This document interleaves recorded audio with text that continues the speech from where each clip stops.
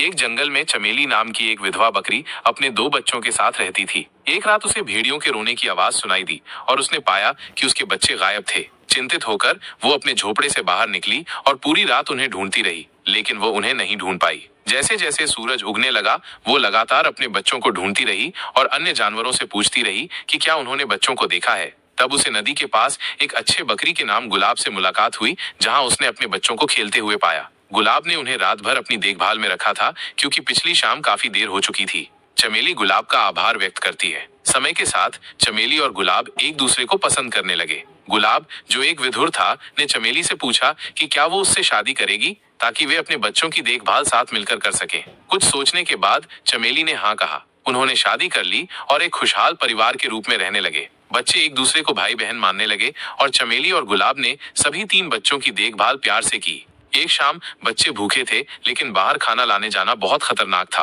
गुलाब ने फिर भी बाहर जाने का निर्णय लिया। घास इकट्ठा करते समय एक जंगली शेर ने उस पर हमला किया और उसे मार डाला। एक हिरण, जिसने यह सब होते देखा, ने चमेली को सूचित किया। वो बहुत दुखी हुई, लेकिन अपने बच्चों के लिए हिम्मत जुटाई। एक दिन जब वो घास इकट्ठा करके घर लौट रही थी, तो एक बंडल चमेली के बोझ से गिर गया। घर जाकर उसने बच्चों को बंडल दिए, तो उसे एहसास हुआ कि एक बंडल गायब था, जो पिंटू के लिए था, गुलाब का बेटा। पिंटू ने इसका गलत मतलब निकाला और महसूस किया कि उसकी सौतेली माँ उसे अलग तरह से देख रही है। बाद में जब चमेली उसे आपातकाल के कारण नहला नहीं पाई, तो उसका गुस्सा और गलतफहमी और बढ़ गई।